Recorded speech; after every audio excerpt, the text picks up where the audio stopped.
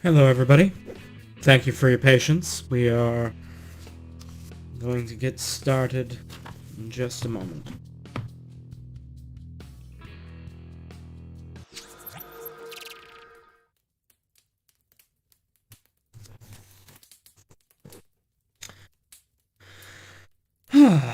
Alright, everybody. Good evening. I hope everyone's had a great week. Today, we are going to be continuing our reading through of my copy of Grimm's Fairy Tales. I plan to read 2 stories tonight. These are both, I think, lesser-known stories. They don't quite have the name recognition of, say, Cinderella or Sleeping Beauty. We will be reading tonight Maid Maleen and The Robberbridegroom. We'll begin with Maid Maleen. Alright. I will begin. There was once a king who had a son who asked in marriage the daughter of a mighty king. She was called Maid Maleen, and was very beautiful. As her father wished to give her to another, the prince was rejected. But as they both loved each other with all their hearts, they would not give each other up, and Maid Maleen said to her father, "I can and will take no other for my husband." Then the king flew into a passion and ordered a dark tower to be built, into which no ray of sunlight or moonlight should ever enter. When it was finished, he said, "Therein shalt thou be imprisoned for 7 years, and then I will come and see if thy perverse spirit is broken." Meat and drink for the 7 years were carried into the tower, and then she and her waiting women were led into it and walled up, and thus cut off from the sky and from the earth. There they sat in the darkness, and knew not when day or night began. The king's son often went round and round the tower, and called their names, but no sound from without pierced through the thick walls. What else could they do but lament and complain?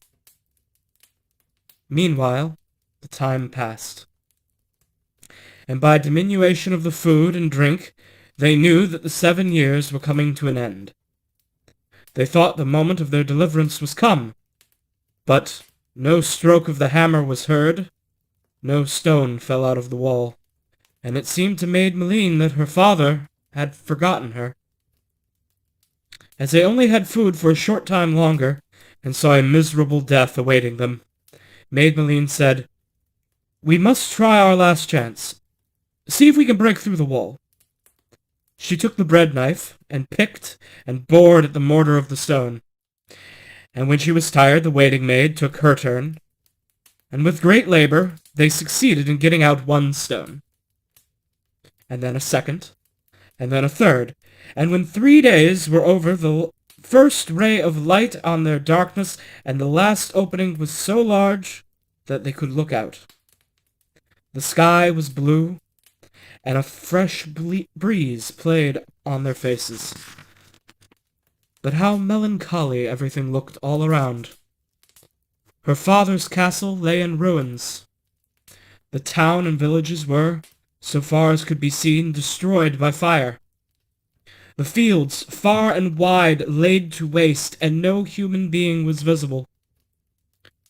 When the opening in the wall was large enough for them to slip through, the waiting maid sprang down first, and then Maid Maleen followed.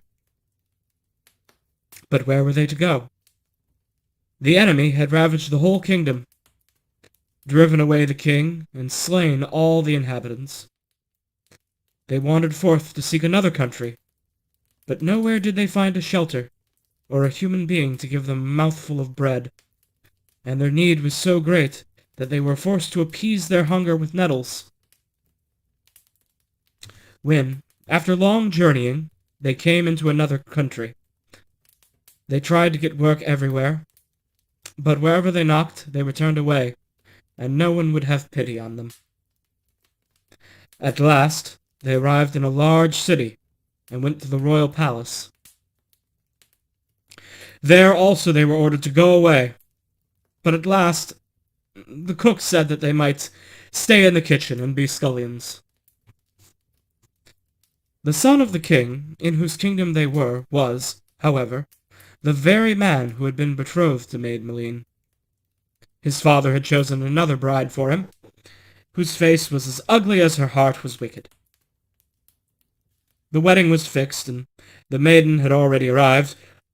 Because of her great ugliness, however, she shut herself in her room, and allowed no one to see her. And Maid Maleen had to take her meals from the kitchen. When the day came for the bride and the bridegroom to go to church, she was ashamed of her ugliness, and afraid that if she showed herself in the streets she would be mocked and laughed at by the people.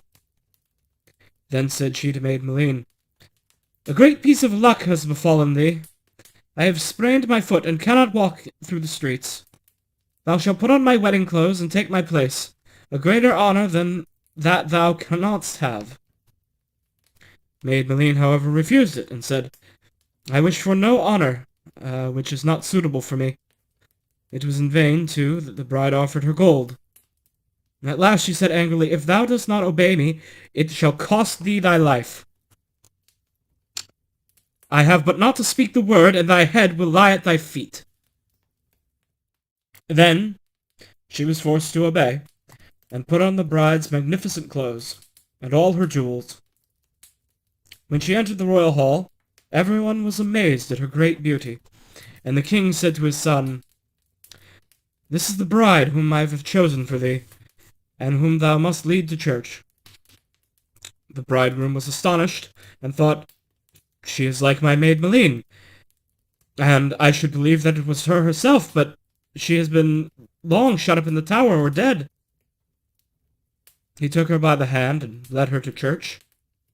On the way there was a nettle plant, and she said, "O nettle plant, little nettle plant, what dost thou here alone? I have known the time when I ate thee unboiled, and when I ate thee unroasted." "What art thou saying?" said the king's son. "Nothing," she replied. "I was only thinking of Maid Maleen." He was surprised that she knew about her, but kept silence. When they came to the footplank into the churchyard, he said, "Footbridge, do not break. I am not the true bride." "What art thou saying there?" asked the king's son. "Nothing," she replied. "I was only thinking of Maid Maleen." "Dost thou know Maid Maleen?" "No," she answered. "How should I know her? I have only heard of her." When they came to the church door, she once more whispered and said, "Church door, break not. I am not the true bride." "What art thou saying there?" asked he. "Ah," she answered, "I was only thinking of Maid Maleen." Then he took out a precious chain, put it round her neck, and fastened the clasp. Thereupon she entered the church, and the priest joined their hands together before the altar and married them. He led her home, but she did not speak a single word the whole way. When they got back to the royal palace, she hurried into the bride's chambers, put off the magnificent clothes and jewels, dressed herself in her grey gown, and kept nothing but the jewel on her neck, which she had received from the bridegroom. When the night came, and the bride When the night came, and the bride was to be led to the prince's apartment, she let her veil fall over her face, that he might not observe the deception. As soon as everyone had gone away, he said to her, "What didst thou say to the nettle plant which was growing by the wayside?" "To which nettle plant?" she asked. "I don't talk to nettle plants." "If thou didst not do it, then thou art not the true bride," said he. So she bethought herself, and said, "I must go out unto my maid, who keeps my thoughts for me." She went out and sought Maid Maleen. "Girl, what hast thou been saying to the nettle?" "I said nothing, but O nettle plant, little nettle plant, what dost thou here alone? I have known the time when I ate thee unboiled, when I ate thee unroasted. The bride ran back to the chamber and said, I know now what I said to the nettle. And she repeated the words which she had just heard. But what did thou say to the footbridge when we went over it? Asked the king's son. To the footbridge, she answered. I don't talk to footbridges. Then thou art not the true bride, he again said. I must go unto my maid, who keeps my thoughts for me. And ran out and found Maid Maleen. Girl, what did thou say to the footbridge? I said nothing, but, footbridge, do not break. I am not the true bride.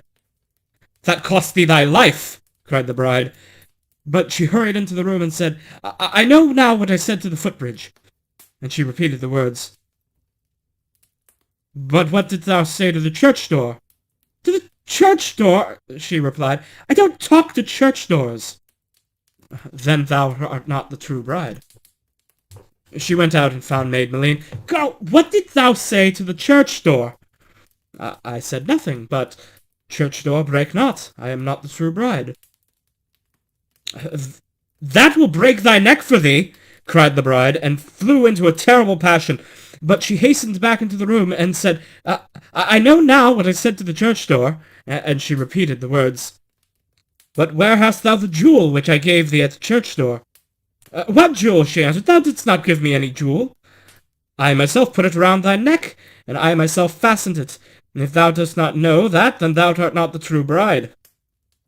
He drew the veil from her face, and when he saw her immeasurable ugliness, he sprang back, terrified, and said, How comest thou here? Who art thou? I am thy betrothed bride, but because I feared lest the people should mock me when they saw me out in the doors, I commanded the scullery maid to dress herself in my clothes and go to church instead of me. Where is the girl? He said. I want to see her. Go and bring her here. She went out and told the servants that the scullery maid was an impostor, and that they must take her out to the courtyard and strike off her head. The servants laid hold of Maid Maleen and wanted to drag her out, but she screamed so loudly for help that the king's son heard her voice, hurried out of his chamber, and ordered them to set the maiden free instantly.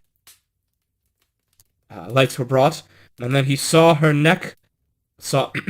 her neck the golden chain which he had given her at the church door. Thou art the true bride, said he, who went with me to the church. Now with me... Come with me now to my room. When they were both alone, he said, Unto the way to the church, thou didst name Maid Maleen, who was my betrothed bride. If I could believe it possible, I should think she was standing before me. Thou art like her in every respect. She answered, I am Maid Maleen, who for thy sake was imprisoned 7 years in the darkness, who suffered hunger and thirst, and has lived so long in want and poverty. Today, however, the sun is shining on me once more. I was married to thee in the church, and I am thy lawful wife. Then they kissed each other, and were happy all the days of their lives. The false bride was rewarded for what she had done by having her head cut off. The tower in which Maid Maleen had been imprisoned remained standing for a long time, and when the children passed by it they would sing, Cling, clang, Gloria, who sits within this tower? A king's daughter she sits within, a sight of her I cannot win. The wall it will not break, the stone cannot be pierced. Little hands with your coat so gay, follow me, fast as you may. And that is the end of the story of Maid Maleen. We're going to take just a short break while I get some water before we read the second story. I will be right back.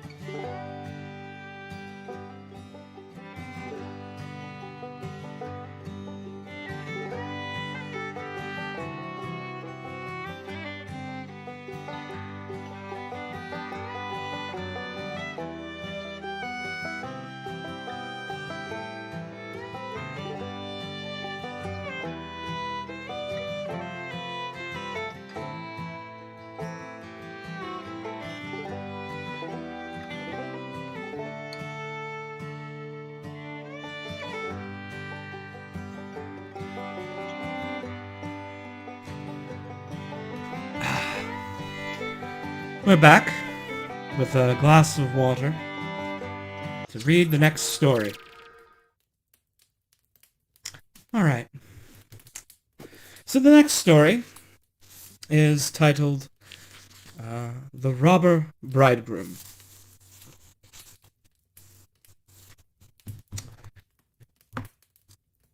There was once a miller who had a beautiful daughter, and when she was grown up, he became anxious that she should be well married and taken care of. So he thought, if a decent sort of man comes and asks her in marriage, I will give her to him. Soon after, a suitor came forward who seemed very well-to-do, and as the miller knew nothing to his disadvantage, he promised him his daughter. But the girl did not seem to love him as a bride should love her bridegroom. She had no confidence in him. As often as she saw him or thought about him, she felt a chill at her heart. One day he said to her, "You want to be my bride, and yet you have never been to see me." The girl answered, "I do not know where your house is." Then he said, "My house is a long way in the wood." She began to make excuses, and said she could not find the way to it, but the bridegroom said, "You must come and pay me a visit next Sunday. I have already invited company, and I will strew ashes on the path towards the wood, so that you will be sure to find it." When Sunday came, and the girl set out on her way, she felt very uneasy without knowing exactly why, and she filled both pockets full of peas and lentils. There were ashes strewn on the path through the wood, but nevertheless, at each step, she cast to the right and left a few peas on the ground, so that she went on the whole day until she had come to the middle of the wood, where it was darkest, and there stood a lonely house, not pleasant in her eyes, for it was dismal and unhomelike. She walked in, but there was no one there, and the greatest stillness reigned. Suddenly she heard a voice cry, turn back, thou pretty bride! Within this house thou must not bide, for here do evil things betide." The girl glanced round, and perceived that the voice came from a bird, who was hanging in a cage by the wall, and again it cried, turn back, thou pretty bride! Within this house thou must not bide, for here do evil things betide. Then the pretty bride went from one room into another, through the whole house, but it was quite empty, and no soul to be found in it. At last she reached the cellar, and there sat a very old woman, nodding her head.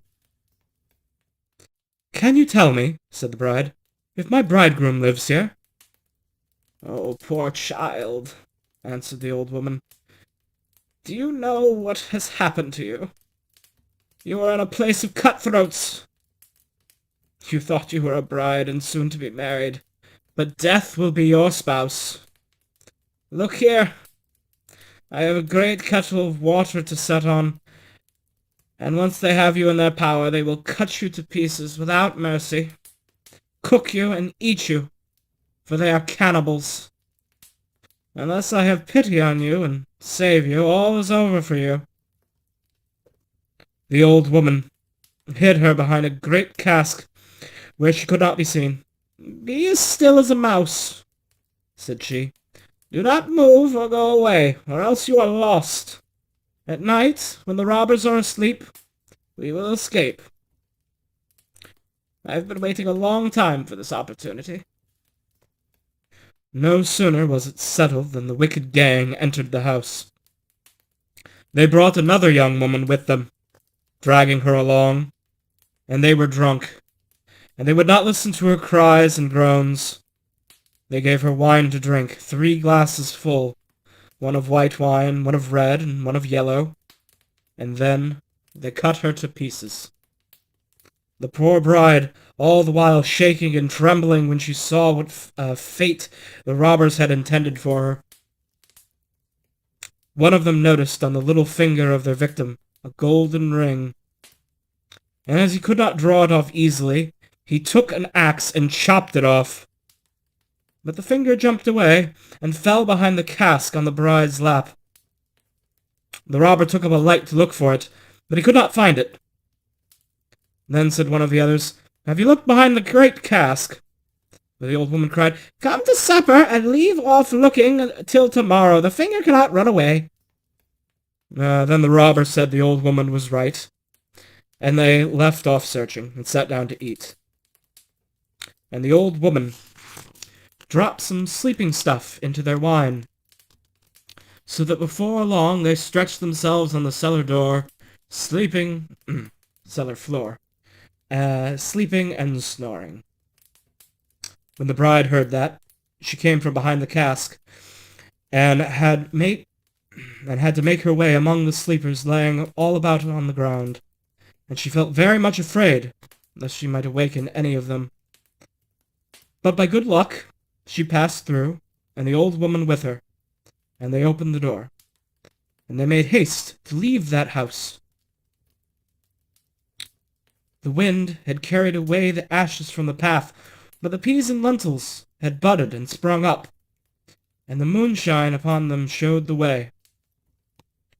And they went on through the night, till the morning, when they reached the mill. Then the girl related to her father all that had happened to her. When the wedding day came, the friends and neighbors assembled, the miller having invited them, and the bridegroom also appeared. When they are all seated at table, each one had to tell a story. But the bride sat still and said nothing, till at last the bridegroom said to her, "Now, sweetheart, do you know no story? Tell us something." She answered, "I will tell you my dream. I was going alone through a wood, and came at last to a house in which there was no living soul. But by the wall was a bird in a cage who cried, 'Turn back, thou pretty bride. Within this house thou must not bide, for here do evil things betide.' And then again it said it. Sweetheart, the dream is not ended. Then I went through all the rooms, and they were all empty, and it was so lonely and wretched that I went down to the cellar, and there sat an old woman, nodding her head. I asked her if my bridegroom lived in that house, and she answered, 'Ah, poor child, you have come into a place of cutthroats. Your bridegroom does not live here, but he will kill you and cut you into pieces, and then cook and eat you.' Sweetheart, the dream is not ended, but the old woman hid me in a great cask, and no sooner had she done so than the robbers came home, dragging with them a young woman, and they gave her to drink wine thrice, white, red, and yellow. Sweetheart, the dream is not ended, and then they killed her and cut her to pieces. Sweetheart, my dream is not yet ended. And one of the robbers saw a gold ring on the finger of the young woman, and as it was difficult to get off, he took an axe and chopped off the finger, which jumped upwards and then fell behind the great cask on my lap. And here is the finger with the ring." At these words she drew it forth and showed it to the company. The robber, who during the story had grown deadly white, sprang up and would have escaped, but the folks held him fast and delivered him up to justice. And he and his whole gang were, for their evil deeds, condemned and executed. And that is the story of the robber bridegroom. I think we can see why these two stories are a little less popular these days, or at least why we don't get them told quite as much, both ending in executions. Still, interesting tales. Thank you for joining us this week in another Bedtime Stories with Kaybe.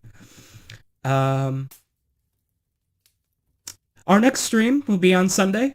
I'm unsure exactly what game we will play. I bought this little indie title on the Switch, which I may play. But also, with the new Pokemon Snap coming out, I kind of want to play the original Pokemon Snap again. I'll have to see if I can get that working on an emulator. Regardless, we will play a few games on Sunday. Thank you for watching. Please like this video and subscribe if you have not already. And pleasant dreams.